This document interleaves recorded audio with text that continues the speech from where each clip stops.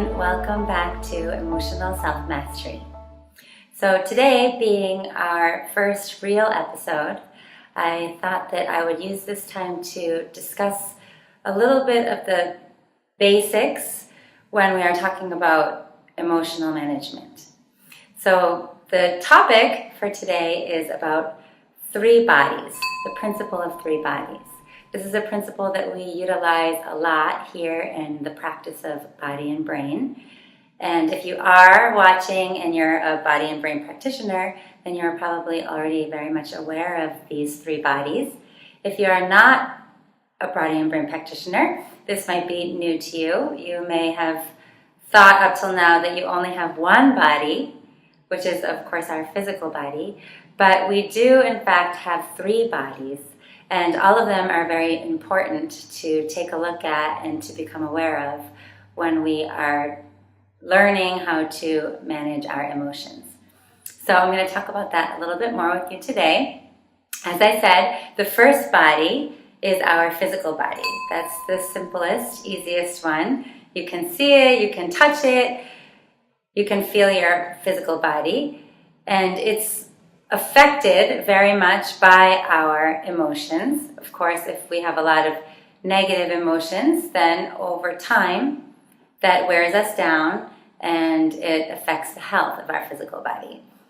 Many of you might have experienced this already. I know that I have.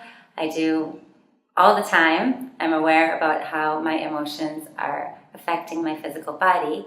So it's also really good to understand that the physical body is a perfect tool for helping us to learn how to manage our emotions. We need to use our physical body actually to access the other 2 bodies, the energy body and the spiritual body.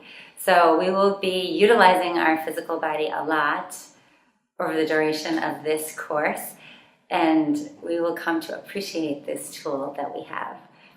All 3 of the bodies are connected. When we go deeper inside of our physical body, that's when we meet with the energy body. Now, the energy body is something that people might not know very much about because generally in our society there isn't a lot of education about it, although things such as acupuncture or Reiki or other forms of energy healing and exercise are starting to become more popular. The energy body is really important for our physical and emotional health. In fact, our emotions flow in our energy body. So if you don't know what an energy body is, if it's hard to understand this concept of energy body, simply when you feel your emotions, you're feeling the energy inside of you. You know how that feels when you feel angry or when you feel sad or when you feel afraid. This is energy sensation. It's not something that you can touch. It's not something that you can see, but it's definitely something that you can feel very strongly, and it has a huge power. I like to think of the energy kind of like the weather of our body. So our emotions then are like the weather of our body. Sometimes it's rainy, sometimes it's sunny, sometimes it's snowy, windy. It's just flowing naturally, like the Earth's seasons. So it's very natural that we have these feelings. It's very healthy that we have them. But what is unhealthy is that we didn't really know how to manage them, and we get tripped up in judgments and concepts about our feelings. And that's when we start to be unable to manage our emotion. So looking at the energy body is critical. Just for now, knowing that emotions flow in your energy body is something that I want you to be aware of, and also that your energy body is very much an important bridge and connector. So through your energy body, you can help heal your physical body. Also through your energy body, you can access your spiritual body too. So that's the 3rd body. If we go even deeper inside, then we meet with our spiritual body, our spiritual self. So anyone who has ever had a deep spiritual experience knows that there is this other place inside It's like an energy, very pure place inside where we meet with our, we can say, true self or soul or essence or our spirit. So this is the spiritual body. It's beyond those emotions. However, at the same time, in the spiritual body, we have a lot of other kinds of information too. Sometimes people get a little bit confused about this word information, but I want to ask you to just put down your concept about the word information and just see that everything is information in a way. For instance, when you feel your soul, when you feel your essence, that's a kind of information. You're receiving a certain information at that time. Same with emotions. Those angry emotions, those fearful emotions, they're giving you a certain information, a feedback to your system. We have a lot of information stored in our spiritual body. Not only our bright and pure and higher self information, but we also have all of the information that we've accumulated in a lifetime. Things we learned from our parents, from our teachers, things that became imprinted upon us through our experiences.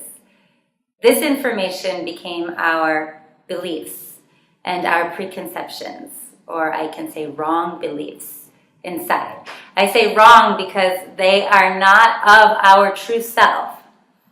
They are the beginning of this other self that started to form and grow since we were very small. And I want to call that a false sense of self because it is not of the true self. It is this false sense of self that we felt was our true self in some way.